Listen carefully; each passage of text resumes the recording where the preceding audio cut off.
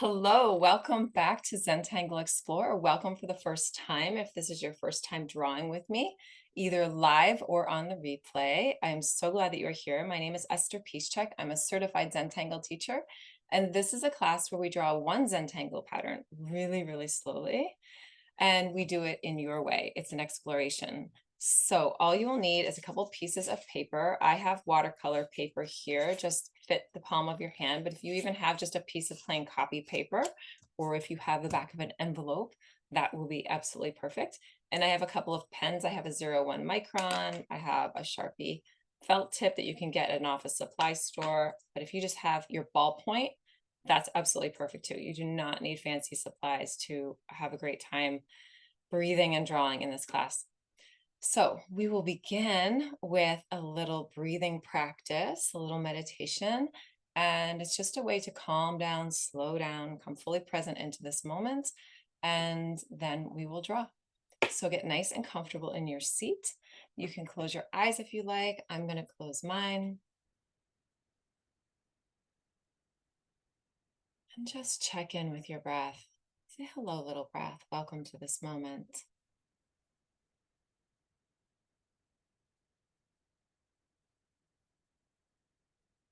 Just gently bring your attention to the practice of breathing, what the experience of breathing is for you.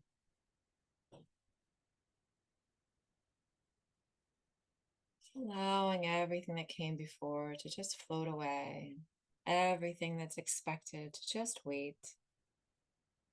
There's time.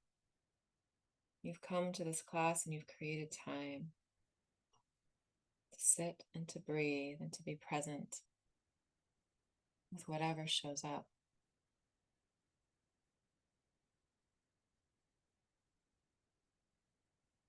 Perhaps noticing your connection. Maybe your feet are on the floor. Maybe the connection between your bottom and your seat. Or if you're outside on the ground, or if you're lying down. Just notice those connection points.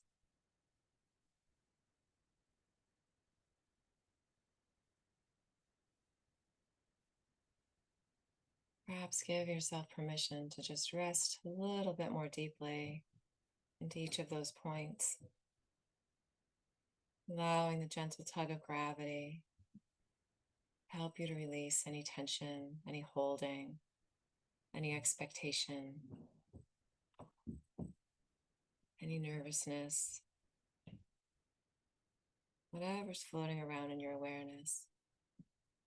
Just bring it to stillness, just for a moment.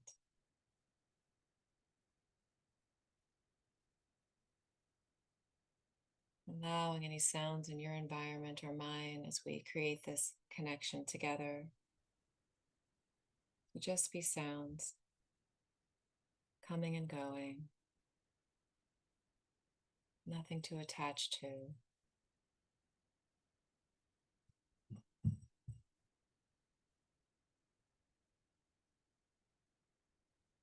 Just allow that inhale, exhale cycle to be as it is, knowing that the simple act of witnessing it, observing it, of noticing it with gentle awareness is enough for it to shift and change on its very own.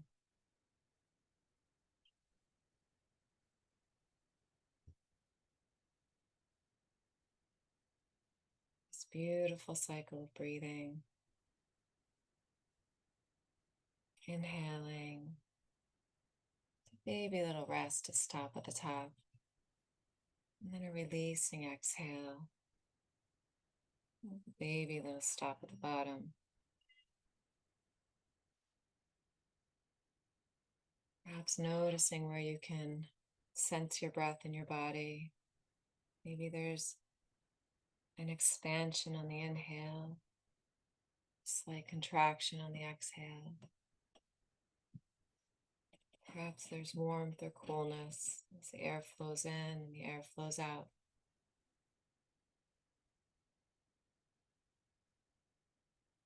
Perhaps you can feel clothing moving against skin.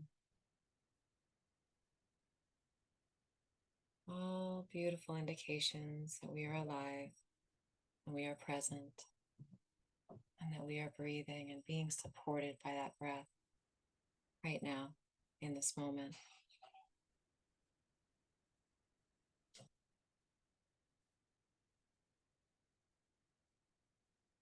And when you're ready, let's take a big inhale together. A nice sighing exhale. Oh. Allowing that sound vibration. Just give your little inner organs a bit of a massage. A nice big inhale. And releasing exhale. Oh.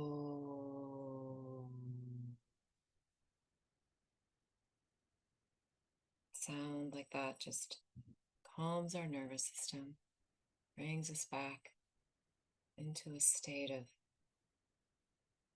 calm serenity. And one last big inhale. And a nice releasing exhale. Oh.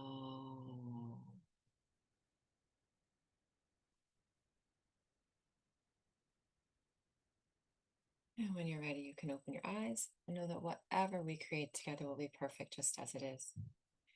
Okay, thank you so much for breathing. It's so helpful for drawing slow lines. I really appreciate you doing that with me. All right, so I'm going to change my camera and we will draw. Okay, so I have a couple of pieces of watercolor paper here. I just like it because when I draw on it, it's nice and a little bit thick and sturdy so it doesn't curl at the edges. But whatever paper you have will be perfect.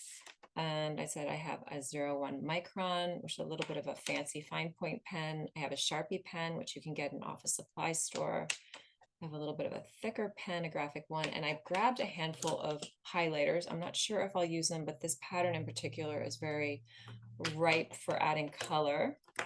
And then I have a little gold uniball pen here too. I don't know what I'll use, but just to have options, if you want to grab some options, you can before we begin. So this is an exploration, which means I'm going to show you how to draw this pattern, and then you get to explore it however you would like to explore it. So this is actually a pattern combination by the same creator. Her name is Beth Snoderly, and she has created all kinds of patterns on tanglepatterns.com where you can find other beautiful patterns. And it's a very simple pattern. We're going to start with her pattern Chime, and then I'm going to show you how to change it to turn it into her pattern Boxworth.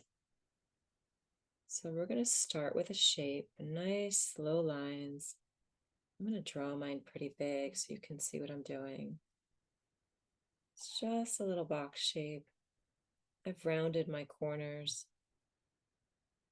This is an exploration, so you can do whatever you like with your corners. We're just going to draw a shape. Now this shape is kind of square, a little rectangular. Because it's an exploration, you get to choose any shape you want once you figure out what we're doing. And then I'm going to draw an aura line. An aura line is simply a line that mimics what came before. My aura line is a little wobbly, wiggly, because I'm really drawing lightly on this textured paper. I love embracing the wiggles. I encourage you to embrace yours.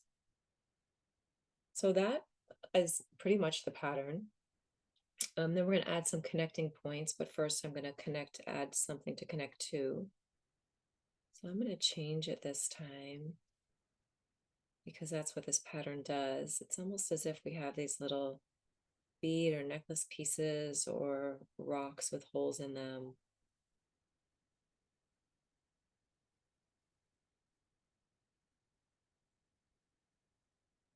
And I'm going to add one more at the bottom here and really change the shape.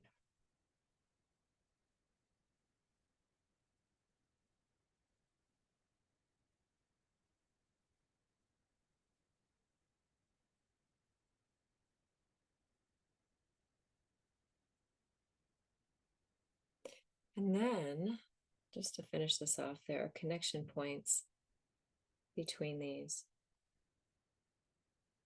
So now that we know the pattern, we could say, well, how can we change this pattern? Can these little shapes be larger? Could they be smaller? Could they intertwine? So I'm going to intertwine one right now just for fun.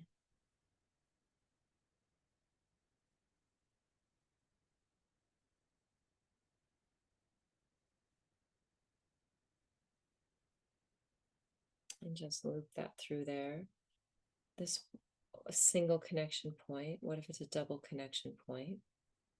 What if it's a triple connection point?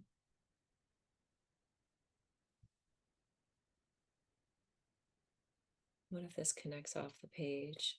What if there's something that's right here at the bottom that's only just beginning to be seen?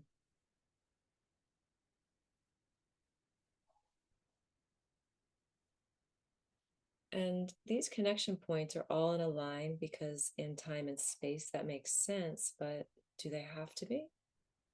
What if they're not all in a line? What if I could line all of these up across the page and have these at different space intervals? I can make really crazy, wacky shapes. Breathing and slowing down.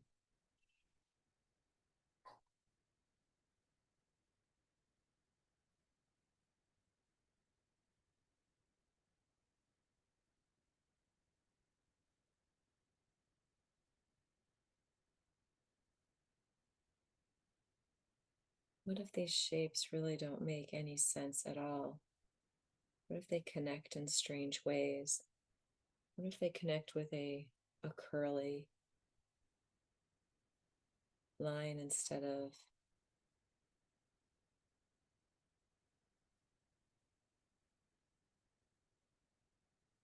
a straight line? What if instead of having one hole, they have multiples?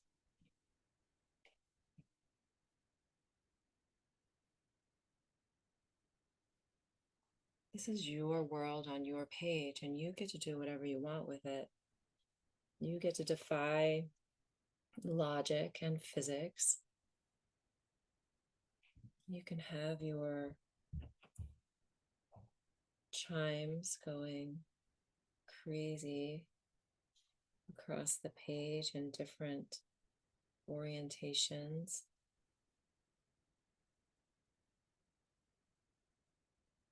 Or you can line them all up.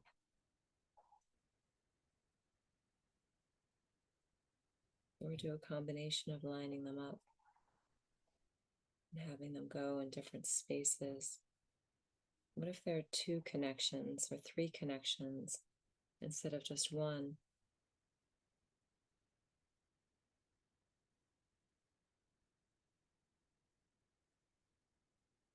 What if your little line is decorated with orbs?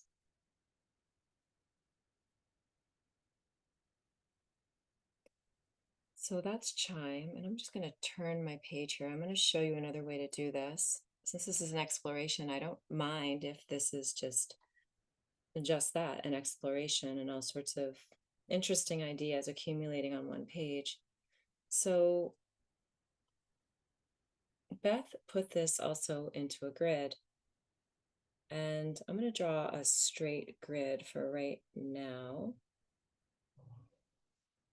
Okay, no, I'm not. This is how she did it. She put it into a channel grid.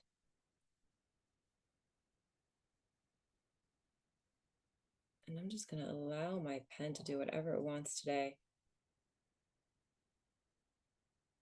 So a channel grid is simply a grid that has these long channels instead of boxes or rectangles or triangles, diagonal triangles.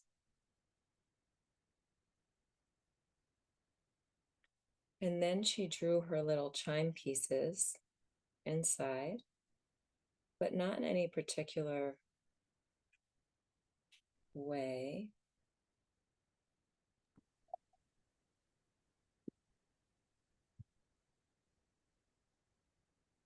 Just putting them in here wherever you want them to go.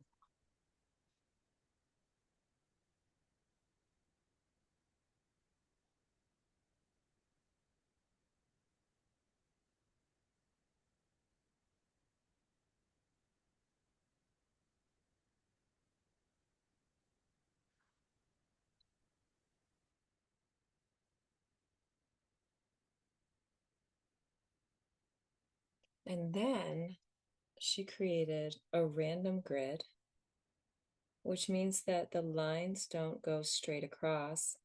They kind of show up wherever they want to show up in no seeming organized way, which I really love about this, because our brains are so wanting to be so organized that it's really nice to give them permission to say, no, I don't have to have these lines all lined up. They get to be kind of cockamamie and just random. And then there's the connection. So again, these are connected, although they don't have to be. You could have it just like this. They don't need to be connected. And I'll leave that last set unconnected so you can see what that looks like. And what's also fun about this, and I love deconstructing tangles, is that our channel grid doesn't need to be in a box. It can be different widths, it can be different heights. We can interact with our other bits of artwork.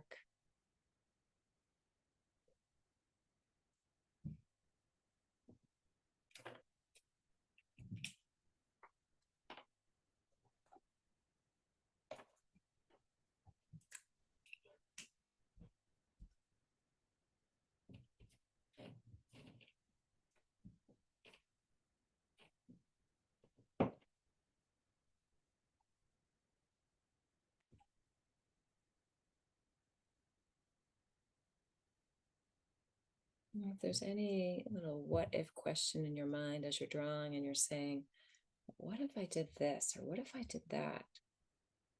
And you're feeling a little excited about that idea, just give yourself permission.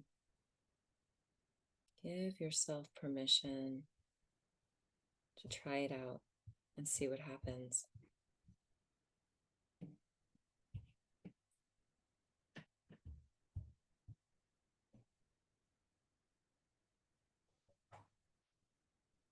So really what this pattern is about is just playing with shapes.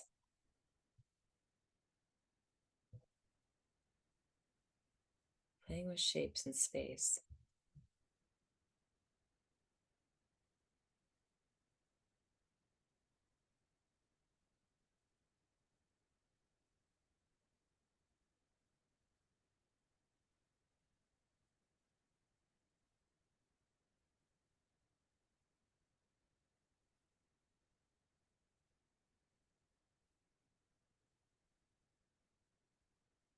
And allowing yourself to throw any rules just right out the window.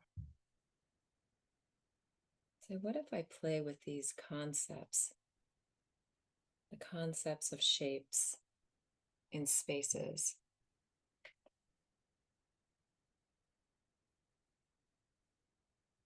without limiting myself by what I think the creator was doing or intended, or what I think I'm doing or that I intend. I'm really not a part of this. I'm simply holding space for what it is that wants to come through you and be created through you. Because in an exploration, absolutely everything is welcomed. Even if you think it's ugly, even if you think it doesn't work, even if you never want to draw it ever again, every single line is a valuable part of your drawing experience, because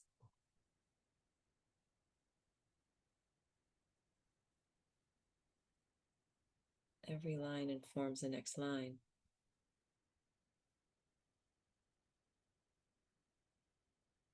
They're building blocks for your creativity.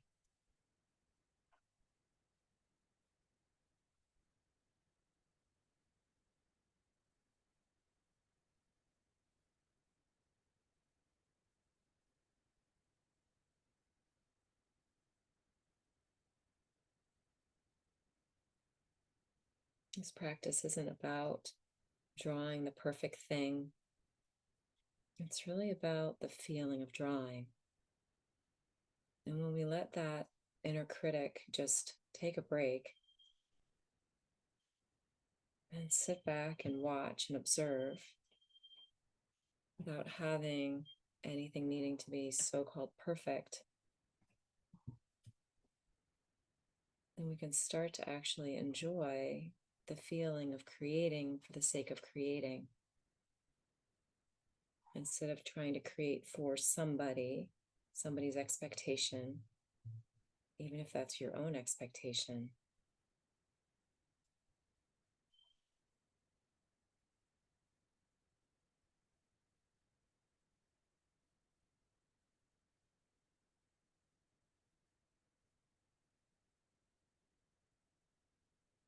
Just playing with connections and shapes and boxes. Now, of course, this has basically no black in it in this pattern.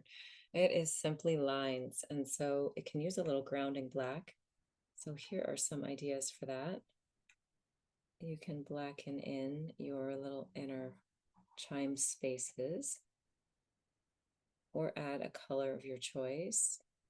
This is just begging for some color. I'll just show you what this looks like.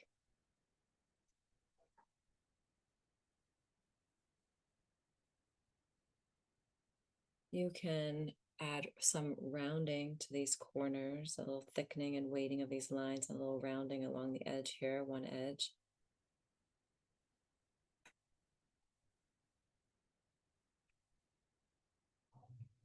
What's lovely about grounding a tangle and a tile is that you don't really need a whole lot of black. You just need little tiny bits spread throughout to really add some place for your eye to land and add some grounding, so they're not just lines that look like they want to leap off the page. If you add a little double line or even just thicken up this connecting line, that's another way to add black.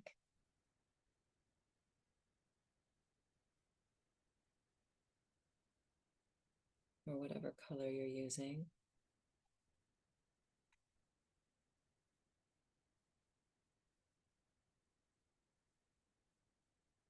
I mentioned highlighters. Highlighters are really fun to play with because they're inexpensive. They're usually readily available. And if you have a watercolor brush and some water, you can actually play with them like watercolor paint. Now, of course, they're also a bit ephemeral, so that if you leave them in the sun, let your artwork sit in the sun, it will fade. They're not meant to last, really, for very long. As in forever. They're not meant to last forever, but they're really fun to play with, especially on envelopes or inside cards that you know are likely going to be recycled. So you don't have to worry about them having to last a long time.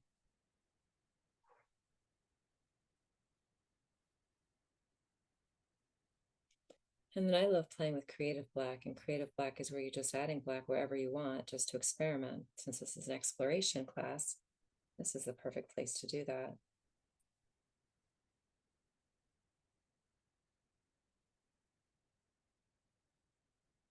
Say to yourself, well, what happens if I add black to this line? And what happens if I add it to that line? How will this change? What if I add some rounding? Rounding is simply where we round off the corners of squared off connections. If I add some rounding to this little grid that I have in here, what will that look like? It turns out it looks kind of cool.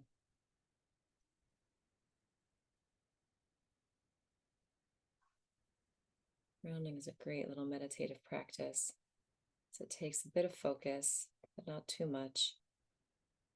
It's very satisfying because you can see the results right away.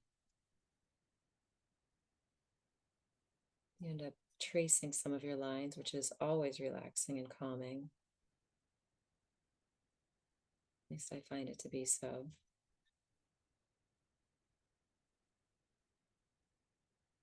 And the line is already there for you, so you're not creating new lines. You're just following along with what came before, which makes it super soothing because you're not having to make any real decisions while drawing. And it turns out, just from adding creative black, just from what I have right here, I could spend the rest of the class just embellishing this, which is super fun.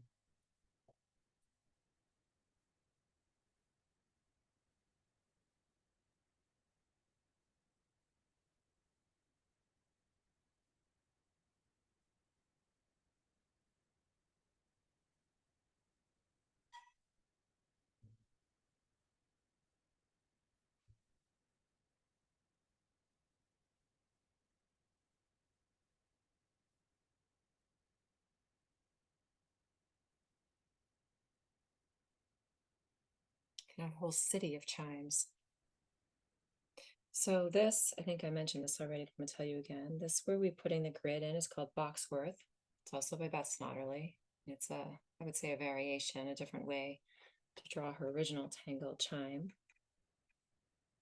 And also what I love about Zentangle is that there's no right side up or upside down, so you can just turn your page and start drawing in the opposite direction. And what that does is it really adds some interest when you turn it back over again. Drawing upside down is a really lovely practice. Changing perspective. Very helpful for imagining new things. I have a cat, her name is Misha, and sometimes she joins class. And she loves being held upside down, looking at the world from a new perspective.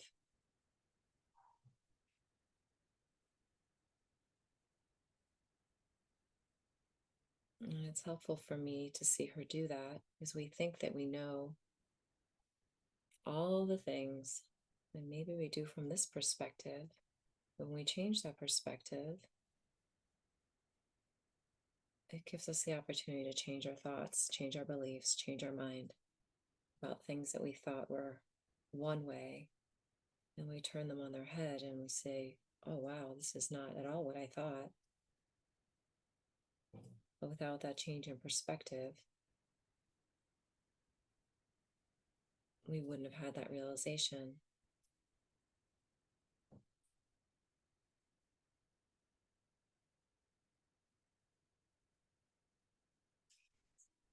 Or maybe you don't have a line connecting. Maybe you have shapes connecting to shapes. Maybe they're connected by single orbs or triple orbs. Orbs are always fun to play with.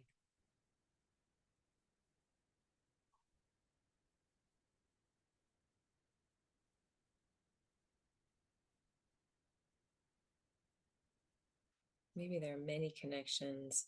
Maybe there's a whole maze of these chimes that get connected on all four sides. Maybe your chimes are the grid. I think I could explore this pattern for quite a while.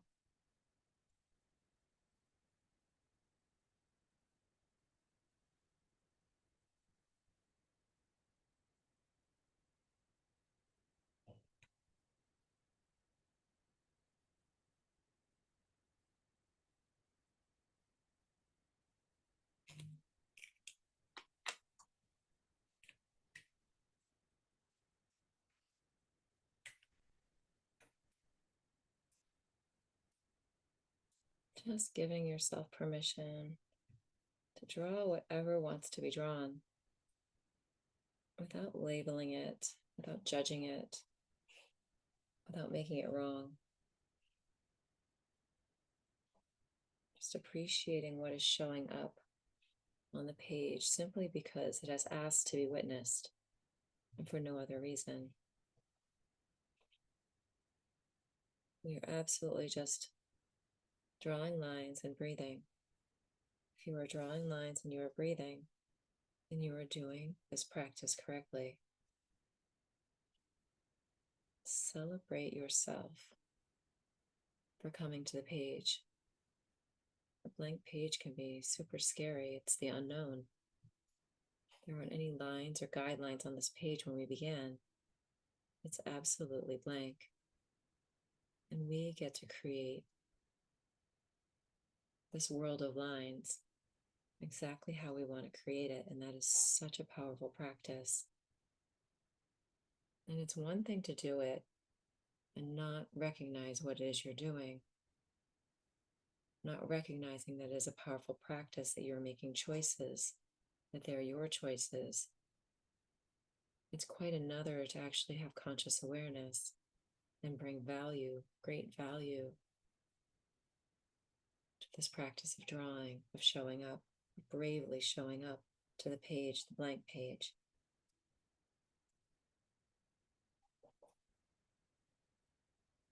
Drawing is something that gives a lot of people great anxiety.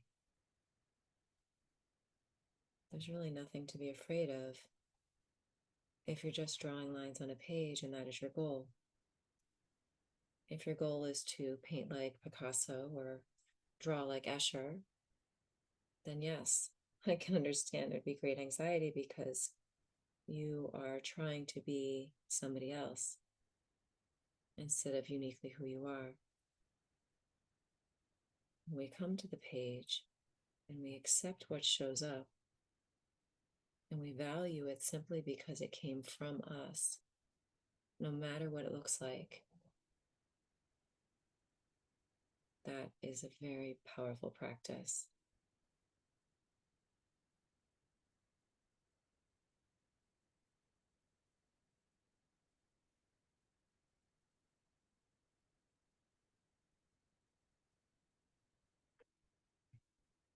Drawing lines is so soothing for the nervous system. It's a creative exploration simply because you are creating the lines that you are drawing. I was meeting with somebody online the other day and I was drawing a little bit of a complicated grid I hadn't drawn in a while, showing her how it goes. And I noticed that in the beginning, all of my spacing was super wonky and a little crazy. And then as I drew it across the page, it evened itself out. And so we can get all tied up in the beginning of drawing, saying, in fact, my students often will do this. They draw with me in a monthly class. They say, well, I haven't been drawing and my lines are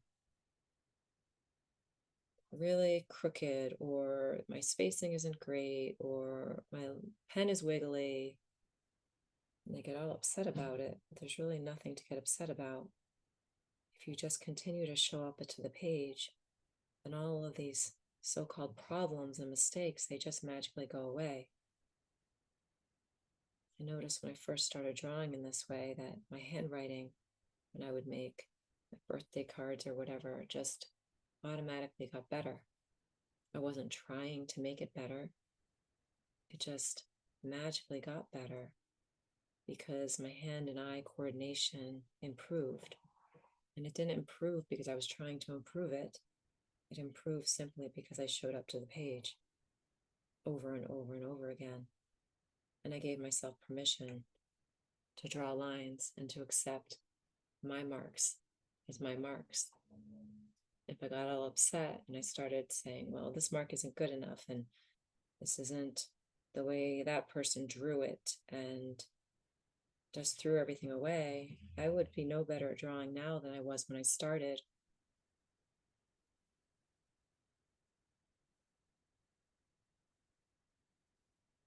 Or 10 or 12 or however many years ago. I came to this practice. It was shown to me in 2011, so I've been drawing that long. now being 2026. And if I got all upset about my lines not being good enough, I would not be here teaching this class for sure.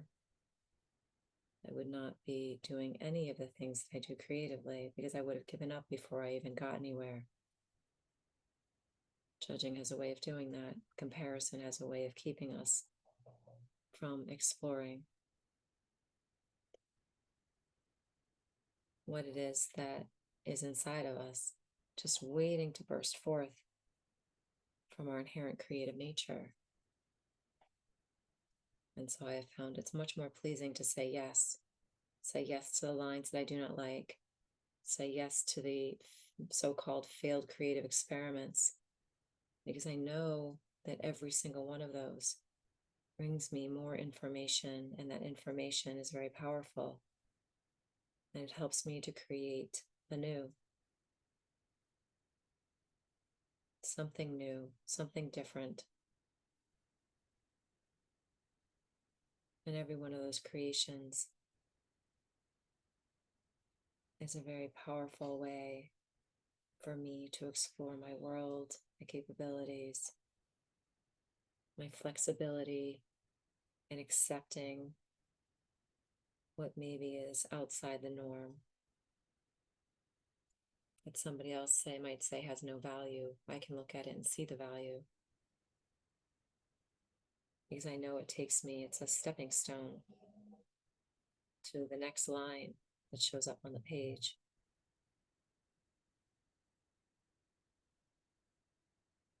It feeds inspiration for new lines and new creative ideas. And if I just stopped because I thought what I was doing wasn't good enough, there would be nothing left to explore. There would just be a lot of sadness. And it would be me creating that sadness for myself.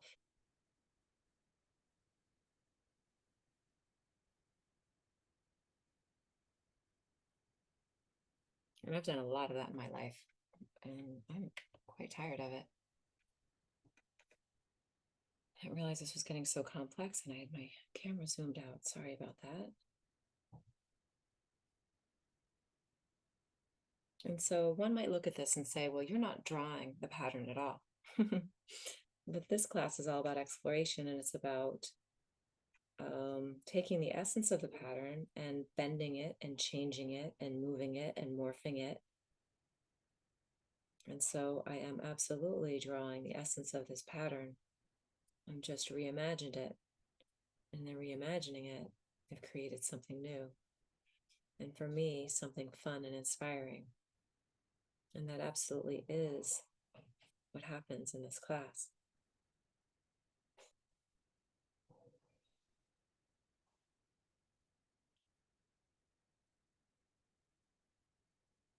People sometimes get very freaked out by the word meditation, but meditation is simply the focus while breathing on a single thing. And drawing in this class is a meditative practice. You are focusing on drawing lines and you are breathing. Now, if you have a whole lot of mental chatter going on, that's not very helpful. But the more you come to the page, the more often you show up and you breathe and you focus on what you're creating, the more calming and the more meditative it becomes. And that is amazing.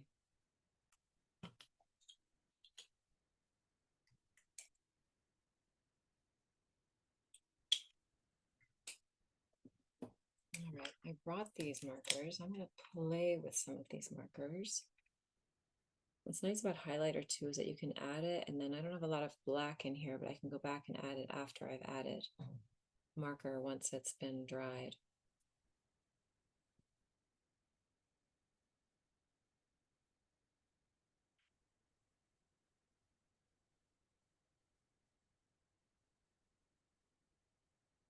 It's also, this is a really lovely pattern. Not necessarily, I mean, coloring can be very calming, But it's nice when you don't have to make choices about color or about which spaces to fill.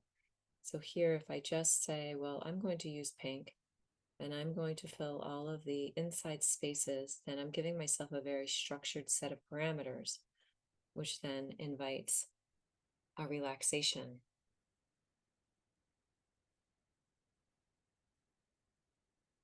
So I can relax into the process because I only have two things to think about. Pink, I'm already holding, so that's it. I don't need to think about that anymore. And then where are the inside spaces? And then it becomes a little bit like a creative puzzle. So it gives my brain something to think about, and it gives it a task. But the task is so simple that it allows it to relax within the task. But it's interesting enough so that my brain isn't saying, I'm bored, this is dumb. Instead, it can say, wow, well, where are all those spaces? Let me find those spaces. They're all kind of hidden within this matrix, and I'm going to find them. So now it has a goal. And that goal is achievable with just enough challenge to keep my brain interested, which is fabulous. It's exactly what we want. Nice, achievable goal, an interested brain, a relaxed rest of us. And then I can see how this is changing the overall pattern just by adding, the pattern becomes more apparent by adding this color to consistent inside spaces. And the brain loves finding patterns, absolutely loves finding patterns. So this is a very healing and soothing practice for your brain and mine. I love a happy brain. Happy brain is not out there creating problems, trying to micromanage everything and control everything, especially the things that cannot be controlled. So we give it happy little tasks that are soothing and calming and work together with our strengths.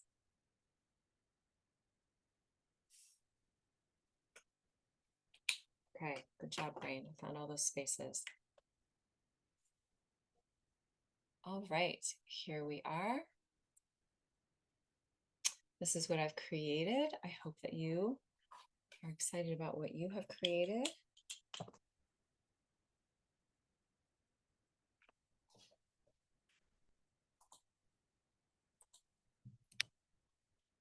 Thank you so much for drawing with me. I am super excited to have explored this pattern with you. I hope that you continue to explore it, maybe for a week and maybe on an envelope and maybe on your grocery list and maybe in a birthday card. However you would like to use it is up to you, and it's really dynamic, and you can do all kinds of fun things with it. So thank you so much for joining me. You can donate to these classes at paypal.me/eternalpossibility. You can find my work at eternalpossibility.com, and you can find my upcoming classes at rejuventangle.com. And I hope you keep exploring.